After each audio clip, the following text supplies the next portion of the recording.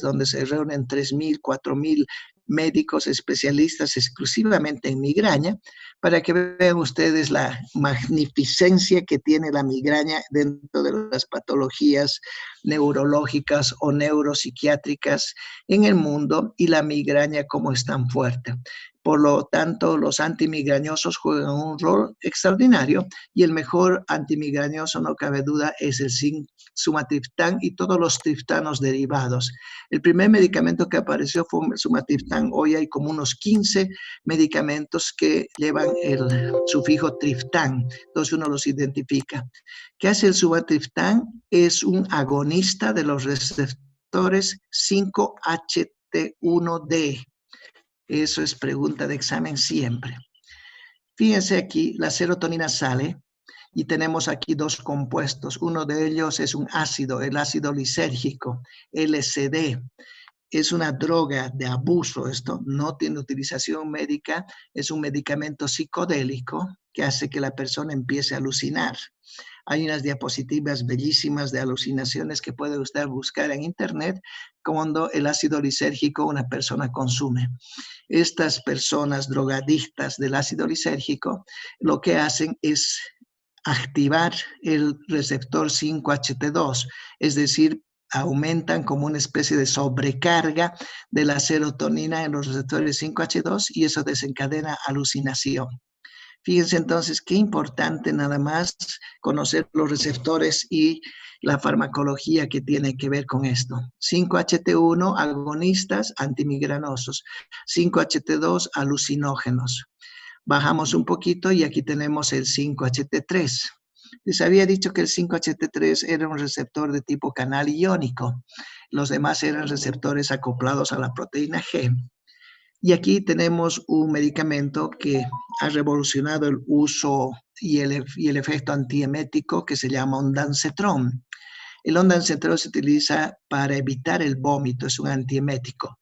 Ya han surgido de él como unos 10 medicamentos que son en antioméricos del ondansetron, algunos con mejor efecto, menos efectos colaterales, etcétera, pero la base es el ondansetron. Ondansetron es un bloqueador de los receptores 5-HT3. La activación del 5-HT3 tiene que ver con el vómito o la emesis. Entonces te bloquea y fíjense, la rayita negra está bloqueando. ¿De acuerdo? Aquí vemos cuando sale la serotonina, vuelve, hemos dicho, a través del proceso que se llama recaptación y inmediatamente ingresa y es degradada por la MAO. Pero lo que interesa en cuanto al manejo de la depresión es mantener niveles de serotonina en la hendidura sináptica y ahí se utilizan medicamentos antidepresivos. El ejemplo más claro es la fluoxetina, inhibidor selectivo de la recaptación de 5-hidroxitriptamina o serotonina. Hoy han salido como unos 20 medicamentos parecidos, similares en antioméricos, dextro y levogiros de la fluoxetina, con algunas cualidades mejor que la fluoxetina, pero sigue siendo esto el histórico. Entonces, fíjense, estamos viendo sumatriptán, ondansetron, LSD, fluoxetina y otros inhibidores. Aquí un poquito para simbolizar cómo se forma la serotonina. Habíamos dicho que venía del triptófano. El triptófano se hidroxilaba y la 5-hidroxitriptamina es la serotonina como tal. Habíamos dicho también que se encuentra en varias células, no solamente en sistema nervioso, sino también en sistema nervioso periférico, en intestino, en vasos, en algunos tejidos. Y aquí vemos en el intestino. En el intestino hay una gran cantidad de receptores 5-HT4. Y estos 5-HT4, cuando la serotonina ocupa este receptor, promueve la propulsión, es decir, moviliza el intestino. Esto es interesante porque hay una connotación importante de que un medicamento antiemético, que lo van a ver más adelante cuando se hable de todo lo que es farmacología gastrointestinal, es la metoclopramida. La metoclopramida, para los que han llevado clínica, están en clínica algo, es el mejor antiemético que existe. La metoclopramida bloquea receptores D2 dopaminérgicos y fíjense ustedes, activa el receptor 5-HT4. Es decir, la metoclopramida tiene dos efectos, uno por acción en los receptores dopaminérgicos y otro por acción en los receptores 5-HT4 de la serotonina. En los dopaminérgicos los bloquea y aquí en cambio los activa y al activar promueve la propulsión. Por lo tanto, la metoclopramida puede aumentar el movimiento del intestino, evitar de esa manera la retención gástrica, el movimiento intestinal va a favor y evita las náuseas y los vómitos que pueden ser de muchas causas y en este caso particularmente gastrointestinal. Metoclopramida, un agonista de los 5-HT4. ¿De acuerdo? Y aquí en los vasos sanguíneos los mismos, la serotonina ocupa receptores 5-HT2, produce la vasoconstricción, por eso se llamaba serotonina, porque la primera vez que se encontró fue en la circulación y se creía que su único efecto era a nivel de las plaquetas y de los vasos circulantes, pero no, se ve que ahora tiene muchos efectos. Pasamos a la siguiente. Aquí voy a minimizar esto para que lo vean más en conjunto. Fíjense, hace un ratito lo que hemos dicho, el triptófano es un aminoácido grande, se hidroxila, incorpora un OH en la posición 5, se convierte en 5-hidroxitriptófano, se descarboxila, saca un CO2, fíjense, este de aquí se ha perdido completamente, y se convierte en 5-hidroxitriptamina, que es la serotonina. De ahí vienen dos enzimas que catabolizan a la serotonina, pero que la más importante es esta, la monoaminoxidasa. Hay varias isoformas de la monoaminoxidasa, la A, la B, etcétera, la C, y la monoaminoxidasa de tipo A aparentemente es la que más metaboliza y convierte un metabolito que no es del todo muy activo de la monoaminoxidasa y algunos consideran que podría derivar de la melatonina y luego viene la aldehído deshidrogenasa y da lugar a un metabolito que va a depurar y se va a eliminar por orina que se llama el ácido 5-hidroxiindolacético. Cuando hay lesiones tumorales, exceso de serotonina, porque las células serotoninérgicas han experimentado una hiperplasia, hiperproliferación y están secretando mucha serotonina, se da lugar a una enfermedad que se llama síndrome carcinoide. No es necesariamente un cáncer, el síndrome carcinoide es una lesión, una enfermedad de las células serotoninérgicas intestinales y esta enfermedad o este síndrome carcinoide, que en un 5% puede ser cáncer, el 95% no son cánceres, se diagnostica por la presencia de este metabolito en orina, que se simboliza como 5-HIAA y se llama ácido 5-hidroxiindolacético, que es el producto final del catabolismo de la serotonina. Entonces, en los pacientes que tienen síndrome carcinoide, tienen grandes cantidades en orina y uno de los elementos para hacer el diagnóstico, y obviamente estará la tomografía, estará la laparoscopía, la cirugía abierta para hacer diagnóstico, etcétera, es la presencia de esto cuando se sospecha que la persona está con un síndrome carcinoide. El hacer un diagnóstico de síndrome carcinoide no es tan fácil, es un tanto complicado, pero uno ya sabe qué pasa. Aquí lo mismo, simplemente para ver que del triptófano se convertía en 5-hidroxitriptófano y luego en serotonina 5-hidroxitriptamina. Aquí al lado están las catecolaminas, que no las vamos a ver este instante. Esta la hemos visto hace un momentito y aquí vemos esto que sí es importante. Fíjense, dice, ¿qué pasa con la 5-hidroxitriptamina?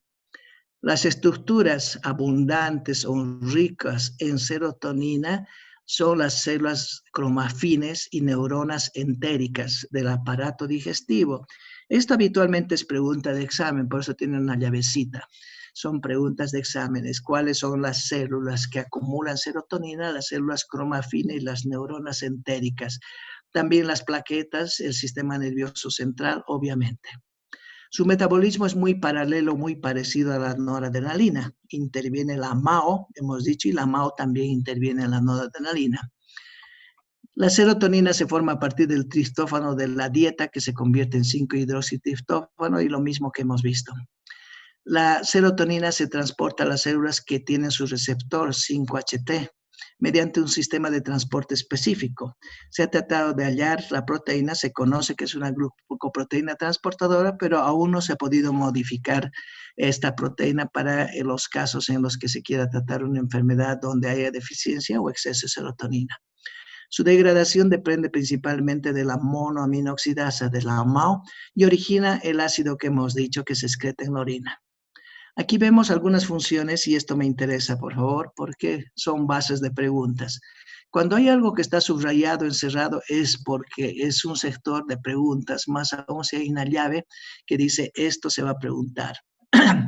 Fíjense, ¿cuáles son las acciones más importantes de la serotonina? Aumenta la motilidad digestiva, estimulación directa del músculo liso y acción indirecta a través de las neuronas entéricas, contrae algunos músculos como los bronquios, el útero, tiene una combinación de contracción directa a través de la inervación simpática y dilatación dependiente del endotelio. Ahí está metido el óxido nítrico.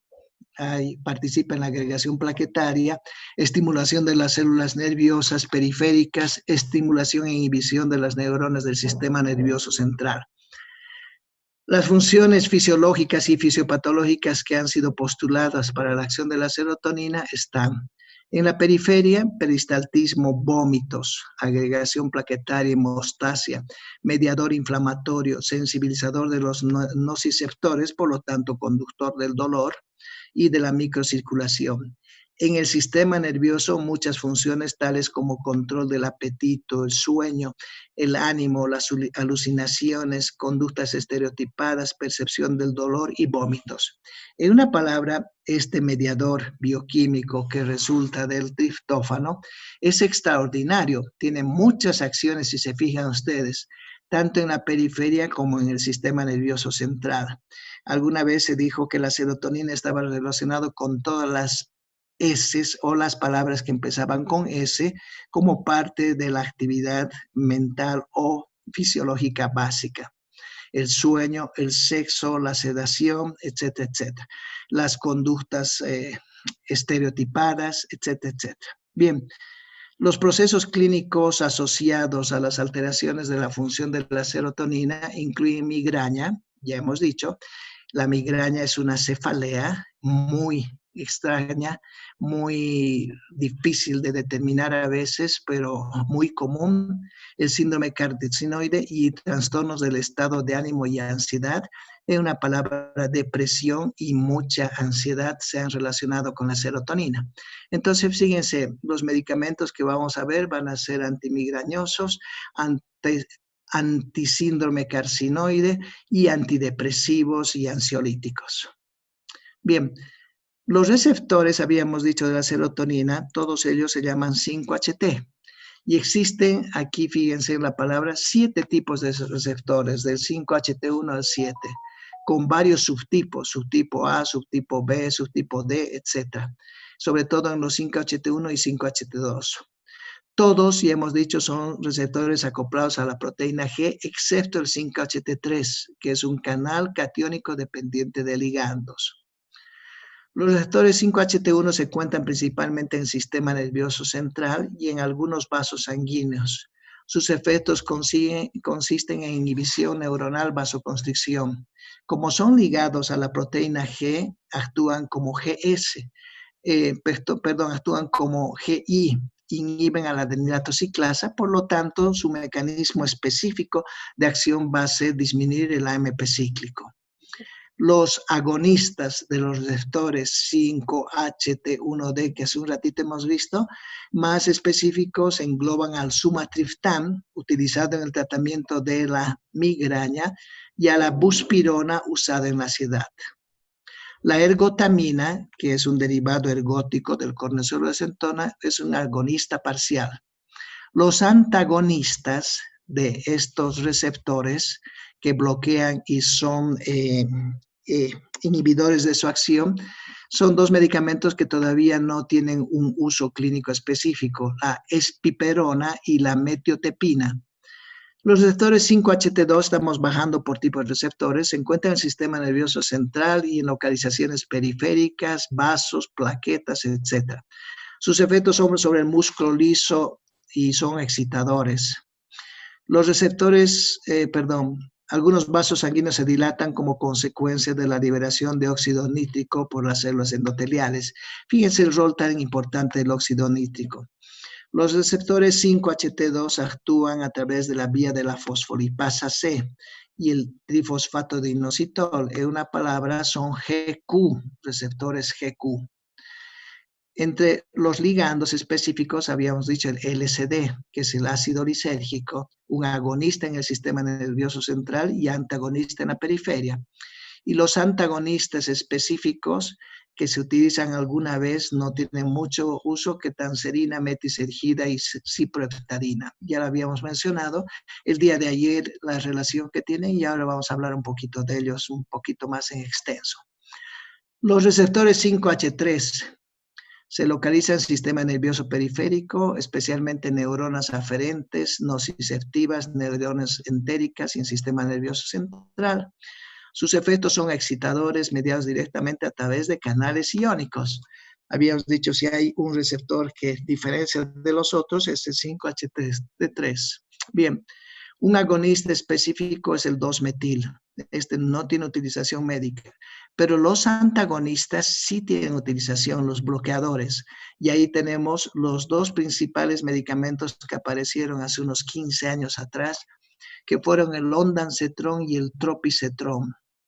Estos dos medicamentos hicieron historia porque los pacientes con tratamientos de quimioterapia o postquirúrgico después de anestesia tenían muchos vómitos y no había cómo parar el vómito. Cuando aparecieron estos medicamentos, uno dio gracias a Dios porque sí bloquean la emesis, son los mejores antieméticos que existen.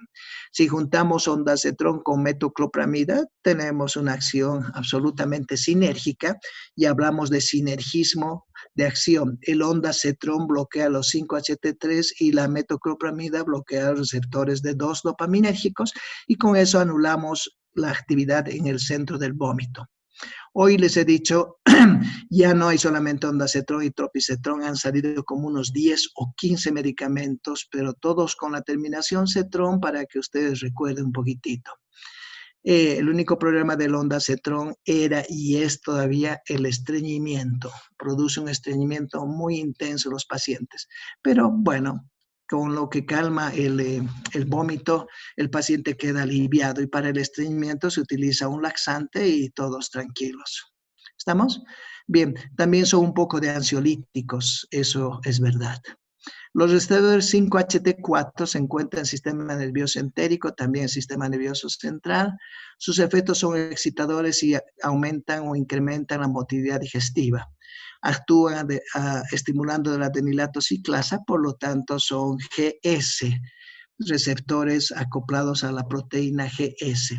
Y los agonistas, entre los agonistas, les había dicho la metoclopramida, y esto está doblemente subrayado porque van a ver en los hospitales, clínicas, en toda la práctica que ustedes hagan, siempre están los médicos recetando metoclopramida. Como antiemético, hemos dicho, agonista de los receptores 5-HT4, estimula el vaciamiento gástrico, produce la propulsión intestinal y es un buen medicamento. De los otros receptores 5H5-7 no hay ningún estudio que sea avalable.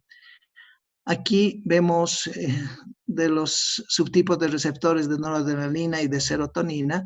Nos vamos directamente a la serotonina. Fíjense, hay diferentes subtipos de receptores, 5H1, A, B, D, E, F, etc. Y ya lo hemos mencionado, el HT3, que es lo único que me interesa, canal iónico. Los otros aumentan el AMP cíclico, otros bajan el AMP cíclico, otros aumentan el IP3. Bien. Aquí, fíjense, esta página es muy interesante y hay que estudiarla y entenderla desde la parte lateral, donde estoy poniendo el cursor. Fíjense, aquí dice receptor, y estos son los receptores 5HT1A, 1B, 5HT1D, 5HT2A, 2B, 3, 4, 5, 6, 7. ¿De acuerdo? Su localización está indicada acá, no la volvemos a ver. Sus efectos principales están indicados, su segundo mensajero cuál es, y esta es la parte que nos interesa farmacológicamente. receptores 5-HT1. Tienen medicamentos agonistas y uno de esos es la buspirona. La buspirona es un medicamento que se considera un sedante, un tranquilizante, pero no es benzodiazepina. La mayor parte de los sedantes son benzodiazepínicos. Ahí está el diazepam, el alprazolam, etc. Este no es benzodiazepínico y su acción sedativa se debe al agonismo sobre los receptores 5-HT1A. El antagonista es la ergotamina. La ergotamina, que es un derivado ergótico que va a bloquear a los receptores 5-HT. ¿Qué pasa si uno es agonista? Si es agonista va a producir todo esto. Aumenta el sueño, la alimentación, la termorregulación, regula la ansiedad, etcétera, etcétera. Eso hace el agonista. Y el antagonista lo contrario. ¿De acuerdo? Sigamos bajando. Aquí no hay ningún medicamento importante. Aquí en el 5-HT2A tenemos LSD. Perdón, me están llamando por teléfono. Un ratito paramos.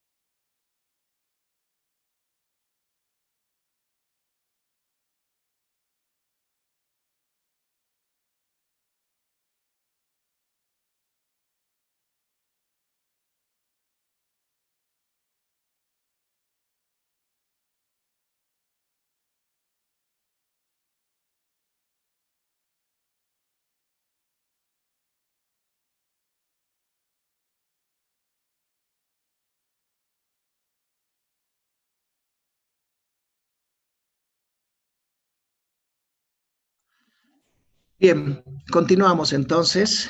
Y aquí tenemos el 5-HT2A, el LSD que no se utiliza y los antagonistas que tanserina, ciprofloxacina, pisotufeno, metisergida. Y vamos bajando un poquito. Y esta es la parte que a mí me interesa. Quizás a otro médico, docente no les interesa, pero a mí sí me interesa, porque yo soy especialista en cáncer, manejo quimioterapia, manejo radiación y sé el vómito que se produce. Entonces, estos son antagonistas o bloqueadores del receptor 5-HT3 muy utilizados y muy efectivos. ¿De acuerdo? Bien, si fuera agonista, hemos dicho, emesis, efectos sobre la conducta, ansiedad, etcétera. Si son bloqueadores, todo lo contrario. Quita la emesis, quita la ansiedad, etcétera, etcétera. Bien, vamos un poquito. Fíjense, para diferenciar los tipos de cefalea, porque hay bastantes tipos de cefalea, este tema lo van a ver con mucho detalle en lo que es fisiopatología y además en neurología. Aquí no voy a entrar con mucho detalle, algunas cositas voy a mostrar. Esta es la migraña y esta es la cefalea de tipo tensional. Y estos son los chispazos o lo que viene como si fueran cortocircuitos a nivel del cerebro. O sea, son cefaleas migrañosas en racimo y estas son cefaleas tensionales. Fíjense, historia familiar sí existe en la migraña, en la cefalea tensional también. El sexo a menudo las mujeres más que los hombres. Su presentación es variable y esto puede ser durante el sueño, que vienen como punzadas muy fuertes, o cuando están en estrés. Las cefaleas tensionales están muy comunes en nuestro medio y actualmente por el estrés que vivimos. La localización, la migraña habitualmente es unilateral a un solo lado. Este está alrededor de los ojos y este es bilateral o en toda la cabeza, alrededor de la cabeza. Pero esto de unilateralidad tampoco es absoluto. Al principio la migraña puede ser a un solo lado, pero después puede irse al otro lado. La característica como pulsaciones, aquí como algo punzante y aquí como persistente. La duración de la migraña puede ser 2 horas o 72 horas. Estos son minutos y esto 30 minutos y se repite varias veces. Fíjense entonces, el gran problema que tenemos es la migraña. Y los síntomas asociados, va a haber una aura visual, la persona sabe que va a entrar en migraña, absolutamente se da cuenta que está viniendo un proceso migrañoso, empieza a tener como escotomas, como sensibilidad muy fuerte a la luz, al sonido, empieza a tener algunas molestias faciales, náuseas y vómitos. En esta intolerancia a la luz, al olor, anorexia, etcétera, y aquí congestión nasal, etcétera, etcétera. Bien, la migraña es un problema y les digo, hay que tratar y hay que ver cómo se puede parar la migraña porque es un problema de salud pública. Al decir salud pública, me refiero que es un problema muy generalizado, que inclusive hay intervención del Ejecutivo o intervención de la parte médica salubrista cuando las migrañas o alguna cosa se vuelven muy complejas en los pacientes. Hoy todo llama la atención el COVID, así que de la migraña ni acordarse, pero ustedes tienen que saber. Bien, aquí tenemos fármacos antimigrañosos y las indicaciones. Me interesa que vean en la migraña aguda, en la profilaxis de la migraña, porque estas son preguntas de examen. ¿Qué medicamentos se utilizan para la migraña aguda cuando ya está insertada y qué medicamentos se utilizan en la profilaxis? Fíjense que la profilaxis, que es antes de que aparezca el aura, cuando está empezando recién o sabe que va a venir la persona a su migraña, el propanolol, algunos sedantes, AINES, el metoprolol, etcétera, son medicamentos buenos en dosis obviamente que no son las habituales como antihipertensivos. El propanolol habitualmente como antihipertensivo se utiliza en 40 o 80 miligramos. En estos casos el propanolol en 20 miligramos es muy efectivo como profiláctico. La ciproheptadina no hay en nuestro medio, difícil de encontrar, el pisotifeno también muy difícil, la metisergida muy difícil, por lo tanto como profiláctico podrá ser el propanolol, metoprolol e inclusive algunos AINES y algunos sedantes. Pero lo que sí nos interesa es en la fase aguda, cuando ya la migraña se ha establecido, lamentablemente, no se ha podido parar su curso y está establecida la migraña. El fármaco de elección, fíjense, es el sumatriptán, pero les decía, han aparecido muchísimos triptanes que están aquí anotados, que de alguna manera tienen que conocer. Su mecanismo de acción, hemos dicho, agonista de los receptores 5-HT1D, contrae las grandes arterias, inhibe la transmisión nerviosa trigeminal.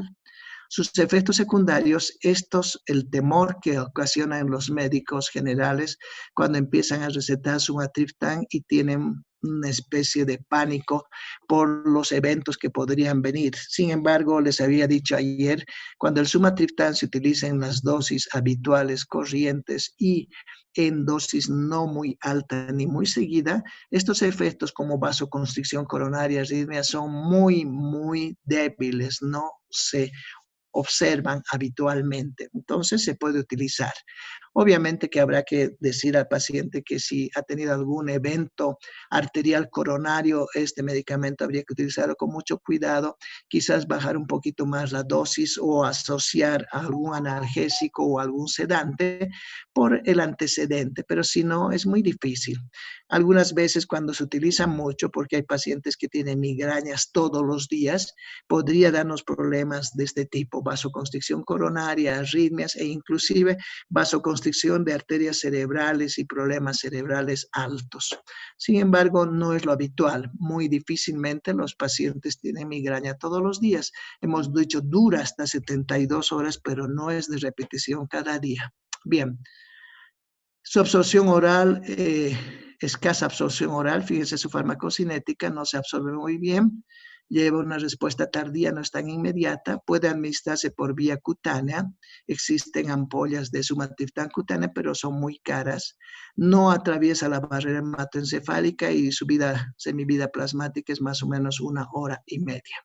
Bien, sin embargo, vuelvo a decir, a pesar de que absorción oral es mala, tiene un efecto, un poquito tardío, retardado, pero tiene su efecto. Es eficaz en 70% de las crisis migrañosas, pero su corta duración, estamos viendo una hora y media de acción, es un inconveniente. Está contraindicado en pacientes con cardiopatía coronaria. Esto hay que subrayar y acordarse, por favor. A pesar de que no es habitual esta vasoconstricción, no deben dar en pacientes con problemas coronarios. Los otros medicamentos son muy parecidos como el sumatriptán, ¿de acuerdo? Menos efectos secundarios, mejor biodisponibilidad. El que ha entrado al comercio y al medio es el rizatriptán.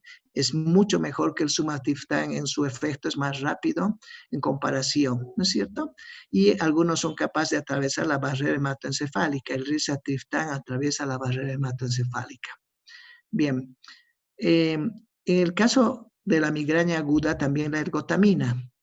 La ergotamina, habitualmente en nuestro medio, viene comercializada junto con cafeína. La cafeína y la ergotamina van de la mano para tratar a las migrañas, pero la ergotamina per se sola es también un buen medicamento antimigrañoso de fase aguda. Es un agonista parcial de los receptores 5-HT1, habíamos dicho. También influye en receptores alfa-adrenérgicos, vasoconstrictor, bloquea transmisión nerviosa trigeminal. Sus efectos secundarios, vasoconstricción periférica, incluidos los coronarios, muy parecido, y aquí contrae el útero y puede causar daño fetal. Les había dicho, derivados de la ergotamina se utilizaban para parar el sangrado alumbramiento, salía la placenta y en ese momento se colocaba ergotamina. Obviamente teniendo cuidado de que no haya una contracción muy severa. Estos sí vienen también en ampollas, vienen en tabletas y en ampollas se puede utilizar. Escasa absorción, ocasiones se administra en supositorios, duración de acción es más larga, eficaz pero utilización limitada por los efectos secundarios. Entonces, ¿cuáles serán los efectos secundarios? Produce náuseas, vómitos, contrae el útero, puede dañar al feto y contrae los vasos coronarios. Hay que tener cuidado, no es un medicamento malo, es bueno, y antes de que aparezcan los triptanos, la ergotamina era la base del tratamiento de la migraña. Hoy por hoy, muy raro médico utiliza ergotamina o cafeína, pero puede ser también de su predilección si la persona es joven y no tiene alteraciones coronarias y sabe que no está embarazada, sobre todo si es mujer. Y el sumatriptán, etcétera, y el rizatriptán de lejos es o son los mejores medicamentos para la migraña. Bien, aquí volvemos a ver un poquito, haciendo una recapitulación. En las crisis agudas de las migrañas, los analgésicos simples como la aspirina, el paracetamol, el ibuprofeno, pueden administrarse con metoclopramida. La metoclopramida puede acelerar su absorción. También en la crisis aguda, la ergotamina, agonista parcial de los 5-HT1D que hemos visto, el sumatriptán, agonista del 5-HTD, eficaz pero de corta duración, más o menos 2 horas.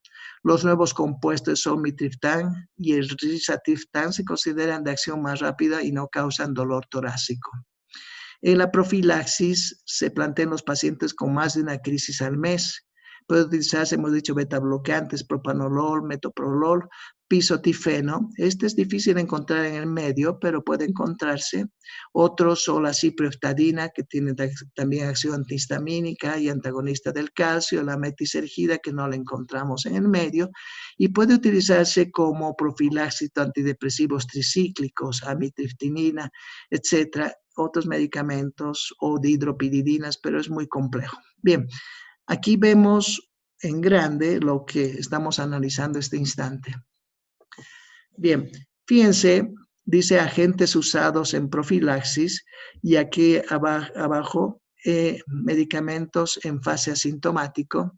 Esto es en profilaxis y esta ya es cuando hay la migraña como tal. Y aparece una gran división dada por este grupo de fármacos que son los triptanos. Aquí está el tiempo, en función al tiempo, este es el prodromo o cuándo va a ocurrir el inicio del ataque migrañoso y los medicamentos que se van a utilizar o lo que va a producir como síntomas. Lo que me interesa de acá es esta parte, los triptanos. Ya hemos dicho, actúan rápida y efectivamente para reducir la severidad de la migraña. Ya fíjense aquí rápidamente nos pone y hemos visto que tarda un poquito, entonces todo es un tanto relativo, ¿de acuerdo? Y aquí dicen el 80% de los pacientes y hemos visto que en el 70% es un poquito relativo. Y son agonistas, no cabe duda, esto es verdad absoluta, de los receptores 5-HT1D. La dihidroergotamina es un vasoconstrictor muy fuerte, efectivo en la fase, inclusive durante el prodromos, contraindicado en el embarazo, no cabe duda, enfermedades coronarias o vasculares. Los analgésicos comunes como la aspirina, el naproxeno y ibuprofeno son también de uso relativo en ataque migrañoso. Y cuando hay mucho dolor se requiere en algunos casos, fíjense, codeína o mepedrina. Cuando la migraña es muy fuerte hay que recurrir a opiáceos porque es extraordinariamente intensa. Bien, los agentes usados en la profilaxis, propanolol, nadolol, metoprolol, antidepresivos como la amitriptilina, anticonvulsivantes, bloqueadores de calcio como el verapamilo. ¿De acuerdo? Hay fase que puede ser asintomática, hay fase prodrómica y hay fase ya absolutamente de la migraña. En la fase prodrómica, esta puede ser la sintomática, sí, a la prodrómica, cuando empieza el ataque y estamos iniciando el ataque, hay alteraciones visuales, dolor de cabeza, se asocia con vasoconstricción arterial y con la liberación de serotonina. Ya cuando viene el dolor de cabeza, la cefalea intensa, puede haber náuseas, vómitos y dolor. Se asocia con vasodilatación. Fíjense el principio con vasoconstricción y aquí con vasodilatación y los niveles de la serotonina ya están normales o bajos. En esta fase prodrómica los niveles están muy altos. Este cuadro, si ustedes lo analizan y lo ven un ratito, es extraordinariamente útil y bueno para comprender lo que es el tratamiento de la migraña. Bien. Aquí lo mismo que hemos dicho, un poquito más resumido. Esto habíamos dicho el otro día, los antihistamínicos habíamos visto. Y aquí están los agonistas de la serotonina, el sumatriptan, agonista parcial, ya hemos dicho, bla, bla. No se conoce bien sus efectos, puede disminuir la liberación del péptido propio del gen de la calcitonina. El gen de la calcitonina está relacionado, por si acaso, con el dolor y el edema perivascular en la circulación, su indicación migraña y cefalea en brotes. Aquí dice su farmacocinética, administración, etcétera. Se puede utilizar por vía nasal, oral, parenteral, aparecen parestesias, vasoconstricción coronaria y puede producir una acción adictiva con otros vasoconstrictores. Esta ketanserina muy poco se utiliza y de los cornezuelos de centeno la ergotamina es vasoselectivo, los úteros selectivos la ergonovina y con selectividad en el sistema nervioso central el ácido lisérgico. Y hemos dicho, la ergotamina se va a utilizar en la migraña, cefalea por brotes, puede producir un vasoespasmo duradero, origina gangrena, etcétera, etcétera. Bien, eso lo vamos a ver en un instante más. Esta es una parte que me interesa, por favor. Fíjense los grupos de fármacos de lo que estamos viendo de la acción serotoninérgica. Hay inhibidores del almacenamiento de la serotonina, inhibidores de la degradación de la serotonina, agonistas de los receptores de serotonina, antagonistas de los receptores de serotonina, sigue antagonistas del receptor de serotonina, estabilizadores del estado de ánimo, y ahí vemos. Fíjense aquí, empezamos con estos de acá, inhibidores del almacenamiento de la serotonina. Son las anfetaminas y el metilfenidato. ¿Qué hacen? Dice, interfieren en la capacidad de las vesículas sinápticas de almacenar monoaminas, desplazamiento de la serotonina, la dopamina y la noradrenalina de sus vesículas y sus terminaciones presinápticas. El modafinilo, la dextroanfetamina y la lisentradina no se utilizan hoy por hoy. Un derivado de la dextroanfetamina es la ritadina o ritadrina también que se conoce, que utilizan muchos estudiantes para estar despiertos y poder captar porque es una anfetamina, es un derivado anfetamínico. La única indicación médica que tiene es para tratar el estado de hiperactividad esos trastornos de la niñez con trastornos de la hiperactividad en los niños y para la narcolepsia. Las dextroanfetaminas no tienen un uso médico, vuelvo a decir, excepto para tratar trastornos de la irritabilidad o la hiperactividad en niños. Pueden producir, fíjense, muerte súbita, taquiarritmias, pueden producir como efectos menores pérdida de apetito, insomnio, nerviosismo, irritación, etc. Sus contraindicaciones, enfermedades cardiovasculares e inhibidores de la monoaminoxidasa, y la dextroanfetamina puede ser muy adictiva. Vuelvo a decir, no tiene una indicación precisa en nuestro medio, no se lo receta mucho, salvo en niños que sean muy hiperactivos y con trastornos de actividad motora muy intensa. La lisenfetamina, lo mismo. Algunas personas esta dextroanfetamina y lisdesanfetamina utilizan por la posibilidad de la pérdida del apetito y pérdida de peso. Y hoy están saliendo medicamentos para tratar a las personas obesas cuando quieren perder peso basados en estas anfetaminas.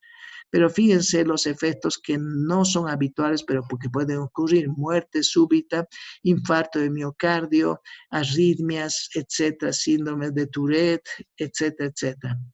Y los mismos que la dextroanfetamina. Los inhibidores de la degradación de la serotonina eran llamados antes antidepresivos mayores. Hoy no se utilizan, son inhibidores de la monoaminoxidasa. Ya ha pasado la época que se utilizaban estos fármacos, sin embargo los medicamentos permanecen: iproniazida, fenelcina, isocarbazida. Su principal indicación es la depresión. Producían somnolencia, hipotensión ortostática, aumento de peso, etc. Y no se podían juntar a otros fármacos. Hoy por hoy muy poco. El único de ese grupo que sigue sobreviviendo y que se utiliza en ancianos particularmente es la mirtazapina. La mirtazapina es de este grupo entonces que son inhibidores de la MAO, inhibidores de la degradación de la serotonina. Acuérdense que la serotonina se degradaba por la monoaminoxidasa y son inhibidores de la monoaminoxidasa. El único, vuelvo a decir, activo, en realidad faltaría la verdad si es el único. La trazodona también se utiliza, pero la mirtazapina es la que más se utiliza en la depresión y puede producir somnolencia, aumento de peso, etc. No se debe utilizar con inhibidores de la MAO. Fíjense, la mirtazapina es un somnífero potente, además de un estimulante del apetito, y es útil en ancianos porque es frecuente que los ancianos sufran de insomnio y pérdida de peso. Este medicamento, a pesar de que se lo está viendo, mirtazapina, no es de manejo del médico general. Habitualmente la mirtazapina y estos antidepresivos potentes utiliza el psiquiatra, pero ustedes deben conocer el nombre y decir: sí, conozco este medicamento, lo he oído hablar, es un inhibidor de la MAO, se utiliza en ancianos porque aumenta el apetito y les evita el insomnio. Lo mismo la trazodona, son medicamentos de manejo de especialistas, no de manejo de médico general. Aquí, agonistas de los receptores de la serotonina del 5-HT1 y también del 5-HT1D y 5-HT1B, tenemos la buspirona, que se utiliza en la ansiedad. Puede producir un poquito de confusión, cefalea, visión borrosa, nerviosismo. Y la buspirona no es un sedante y tiene propiedades ansiolíticas moderadas. Aunque no es tan eficaz como las benzodiazepinas, resulta atractiva por sus propiedades no adictivas. Vuelvo a decir, entre comillas, la buspirona sí se considera un sedante, no benzodiazepínico. Y aquí volvemos a agonistas de los receptores que hemos visto: sumatriptán, rizatriptán y todos los triptanes utilizados para migraña. El gran problema que puede producir espasmo de la arteria coronaria, crisis de hipertensión, infarto, puede producir dolor, enrojecimiento del tórax, etc. ¿Estamos? Los triptanos son más útiles para las migrañas agudas si se toma cuando se empieza a manifestar un episodio, más que como profilácticos.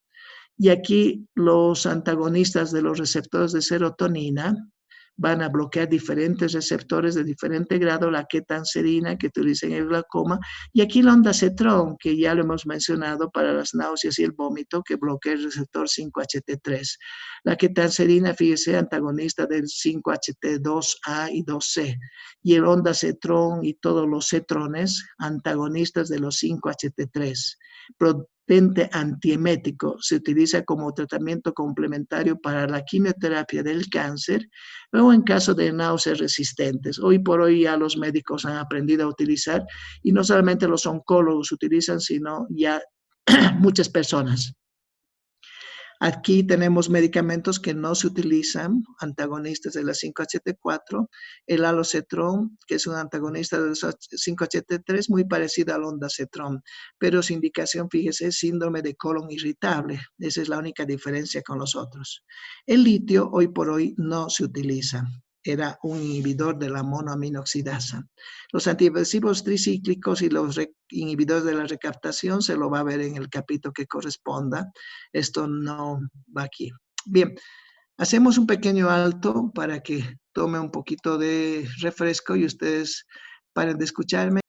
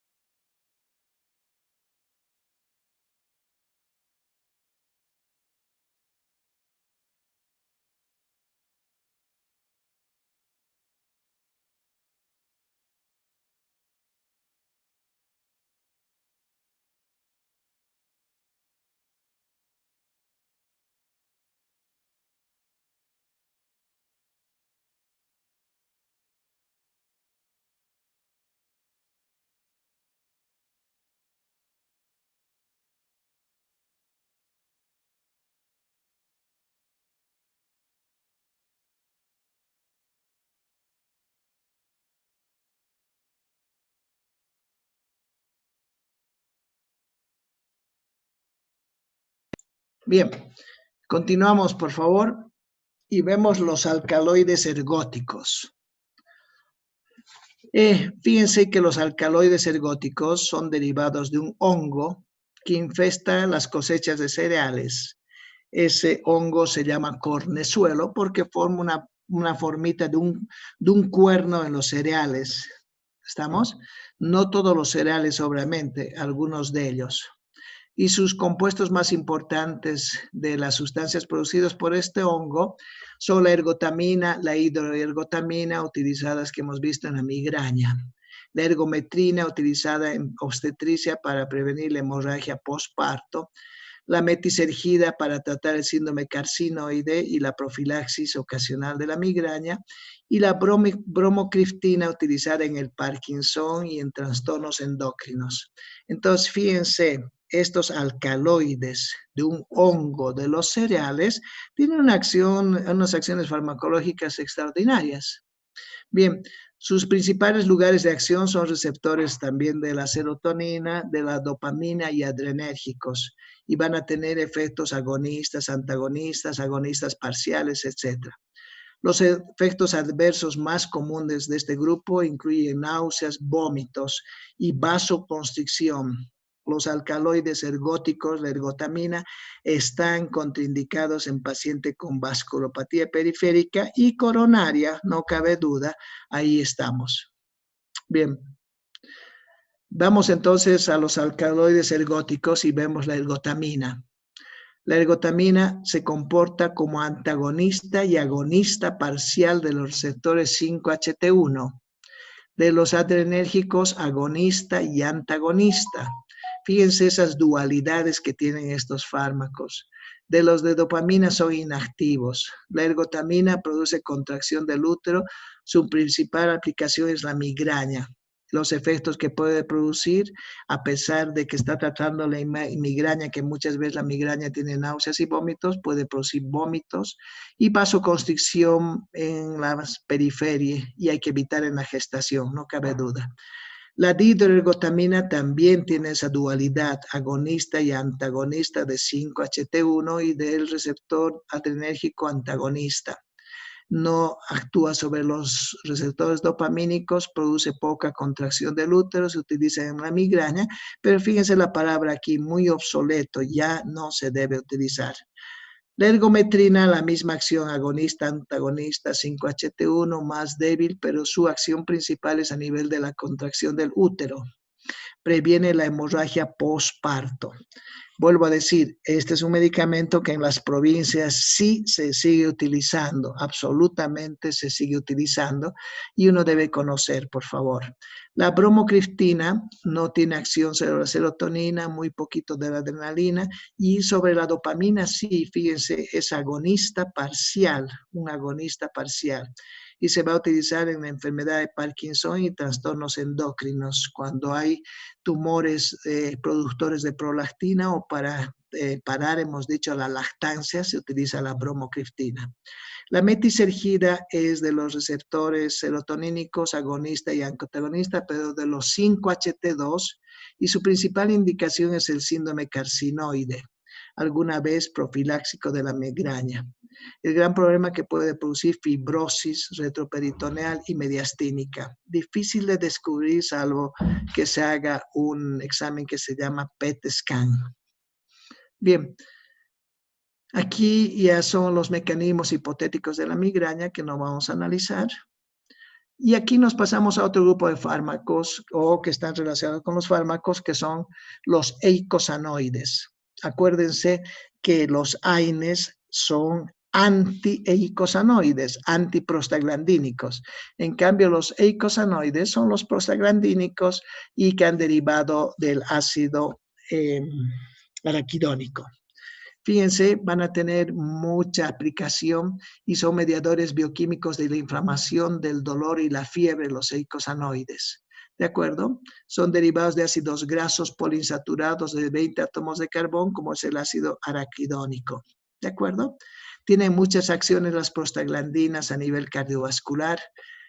Pueden reducir el tamaño del infarto a nivel del músculo, relajan el músculo a nivel gastrointestinal, aumentan la secreción de moco y flujo sanguíneo, protegen al estómago a nivel del riñón, inhiben la retención de agua, aumentan la orina, a nivel del sistema nervioso central producen dolor, endocrino, regulan algunas hormonas, etcétera, etcétera. Los eicosanoides y los prostanoides van a tener utilización en medicina. Los leucotrienos no se van a utilizar y lo que se va a hacer es más bien utilizar antileucotrienos en todo el proceso para contrarrestar los procesos asmáticos o alérgicos. ¿De acuerdo? Porque los leucotrienos, llámese B4, C4, etcétera, son broncoconstrictores, aumentan permeabilidad, participan en respuestas de inflamación, lesión, etcétera, etcétera. Lo que más se va a tener utilización entonces de los eicosanoides es este grupo, estimulación uterina, la dinoprostona, y ahí tenemos persistencia del conducto arterioso, el alprostadol o prostaglandina E1, prevención de la úlcera gástrica, el misoprostol, y aquí también podríamos poner como abortígeno, y antagonista de la agregación plaquetaria, el esprostenol, en impotencia sexual, el asprostadol, y falta uno que ha hecho un debut muy grande, el lanoprostol, que se utiliza para tratar la hipertensión ocular. Entonces, son fármacos que han surgido de la investigación y que repiten o remedan las acciones de las prostaglandinas en el cuerpo. Bien, si recordamos un poquito cómo se formaban las prostaglandinas, ahí tenemos que venía una enzima fosfolipasa A2 que retiraba el ácido araquidónico de la membrana. Esta era atacada por las ciclooxigenasas y las lipoxigenasas. y se producían las diferentes prostaglandinas, tromboxanos y los leucotrienos. Bien. Hay una comparación entre la COX-1 y la COX-2, que son las enzimas, las ciclooxigenasas. Fíjense, la COX-1 es constitutiva, la COX-2 es inducible. En algún momento, y seguramente casi a fin de año, no sé cuándo será en este caso, se hablan de AINES, que debería ser un tema principal, debería ser uno de los primeros o segundos temas de farmacología, que son los antiinflamatorios no esteroideos. Y esos son inhibidores de la COX. Y entre ellos hay inhibidores de la COX-1 y la COX-2. Los de la COX-2 son los COXIP, que son medicamentos extraordinarios para calmar el dolor, y alguna vez se pensó que podían ser muy útiles en el cáncer, porque en el cáncer el COX-2 está muy inducido, está muy activo. Sin embargo, no es así, pero para el dolor son buenos. El único que se utiliza en este momento es el etirocoxib se llama, y el celecoxib. Bueno, pero como inhibidores de la COX-1 o de la COX-2, porque muchos son de ambos, se utilizan muchos medicamentos, el ibuprofeno, la aspirina, el naproxeno, etcétera, etcétera. El COX-1, vuelvo a decir, es constitutiva, en cambio COX-2 es inducible. Se localiza en cualquier lugar y aquí se localizan en tejidos inflamados. Se localiza en el retículo endoplásmico, también retículo y membrana. Su substrato el ácido araquidónico y ácidos eicosapentenoicos, aquí el ácido araquidónico, linoleico, linoleato y todos los que son grandes ácidos grasos que se llaman esenciales. Su función de estos, protección y mantenimiento, y esta proinflamatoria y mitogénica. Por eso se utilizaba en el cáncer y se dijo, si estos promueven la mitosis, que mejor que inhibir a la COX-2 para que el cáncer no siga creciendo, las células no se desarrollen, pero de lo que era el estudio a la utilización práctica hay mucha diferencia. No son inducidos, estos son inducidos, fíjense, por diferentes citoquinas, factor de necrosis tumoral, interleuquina 1, etcétera, etcétera. Bien, su inhibición, los AINES son los que inhiben, y aquí pueden inhibir además los AINES, que sean selectivos de la COX, algunos corticoides que se utilizan como inhibidores además de las interleuquinas. Los corticoides son medicamentos extraordinariamente buenos y útiles. Bien, dice, inhibidores no selectivos de la COX son los AINES, inhibidores selectivos de la COX se pueden utilizar en diferentes funciones, fíjense.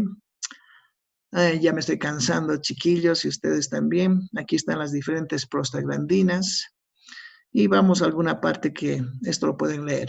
Bien, el término prostanoides, fíjense, abarca las prostaglandinas y tromboxanos. La ciclooxigenasa actúa sobre el ácido araquidónico para producir endoperóxidos cíclicos. Existen dos formas de ciclooxigenasa, la COX-1 y la COX-2, que es inductiva. La prostaciclina, la prostaglandina I2, procede fundamentalmente del endotelio vascular y actúa sobre los receptores IP. Los efectos principales de la prostaciclina son vasodilatación e inhibición de la agregación plaquetaria. Los tromboxanos proceden particularmente de las plaquetas y actúan sobre receptores TP. Se consideran como parte de la agregación plaquetaria. La prostaglandina E2, fíjense, aquí está marcada y está encerrada, es la que predomina en las respuestas inflamatorias y es un mediador de la fiebre. Tiene diferentes receptores EP1, EP2, EP3 en diferentes áreas.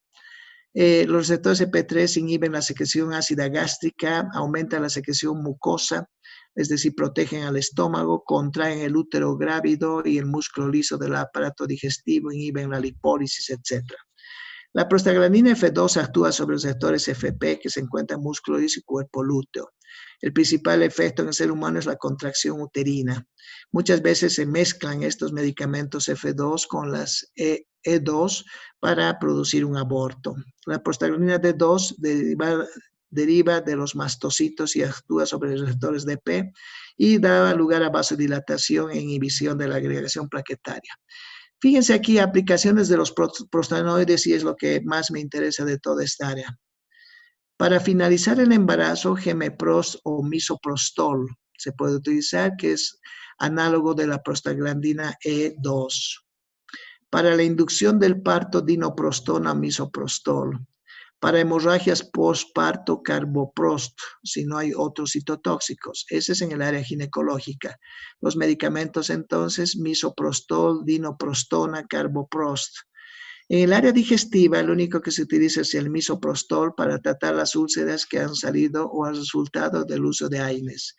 En el área cardiovascular, para mantener la permeabilidad del conducto arterioso, y esta es pregunta de examen siempre, se utiliza el alprostadil, pues, que es la prostaglandina E1.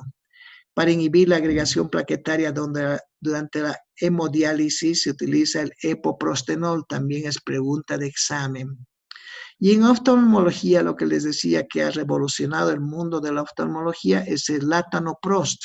Se utiliza para la hipertensión ocular, para tratar el glaucoma de ángulo abierto y existen en colidios.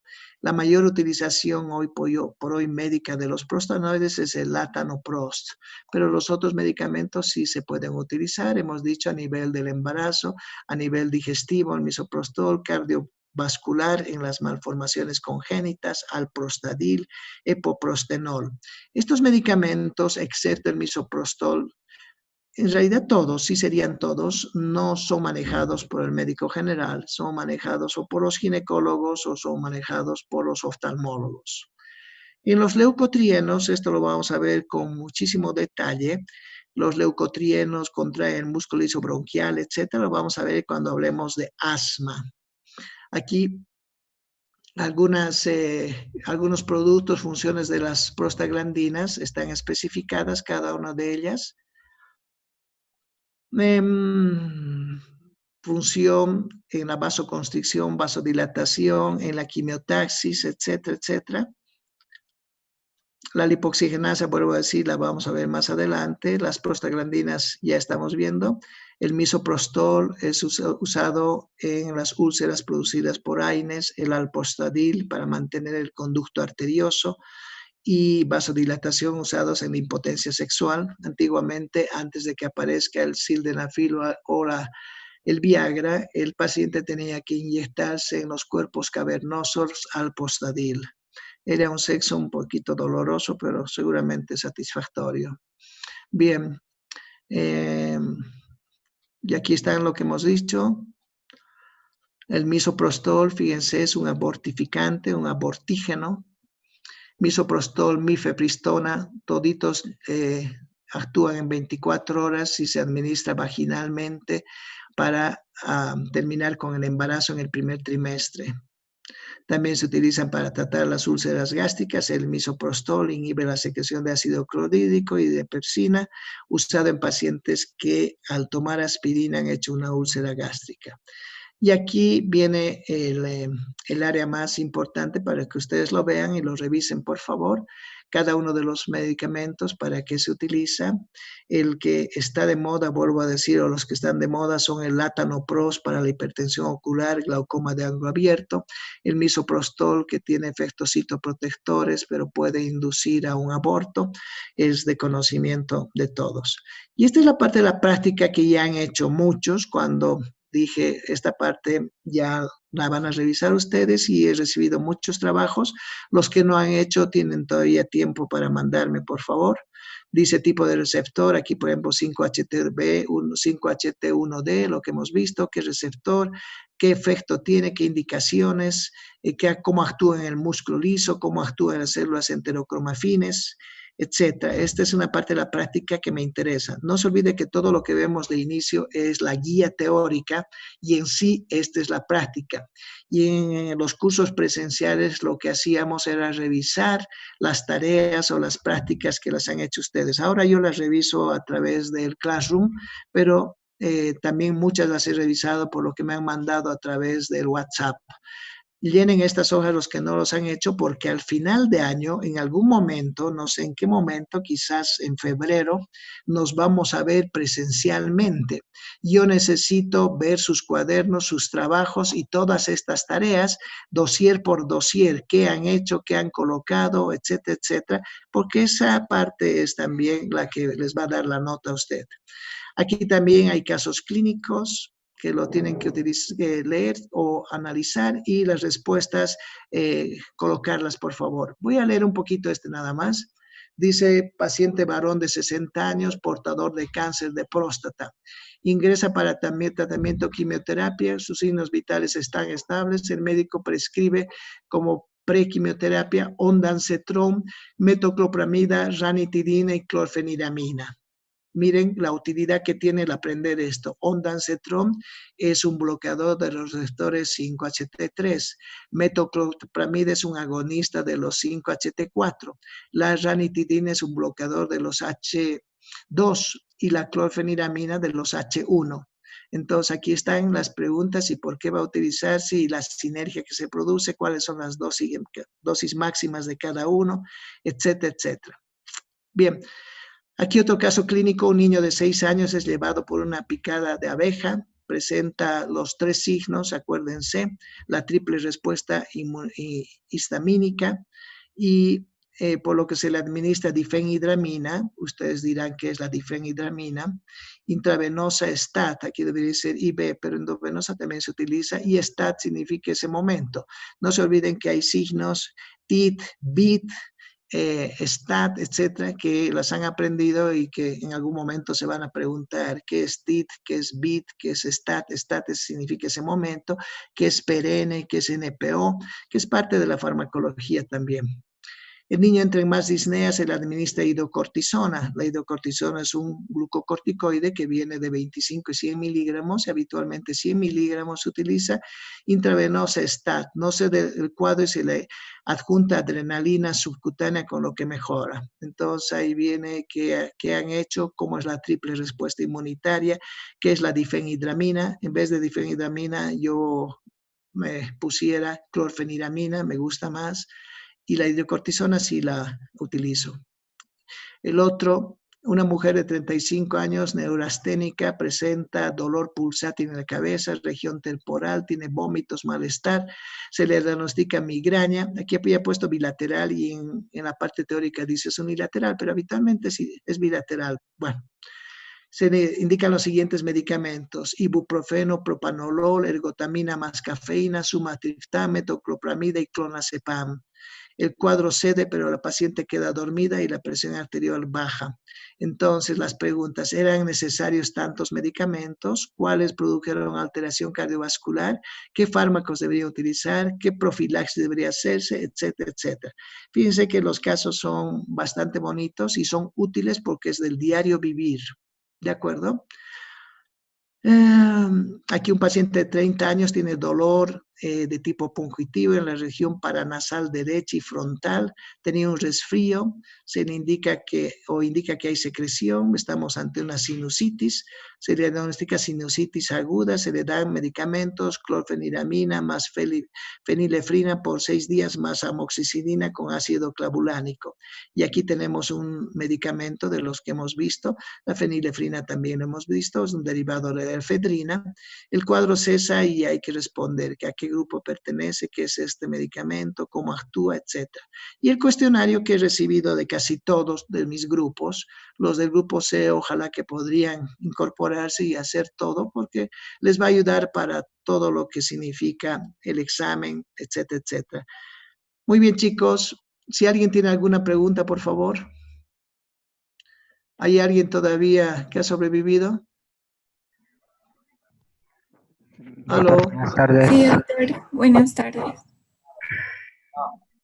Bueno, Doctor, el día viernes nos va a tomar el examen, ¿no?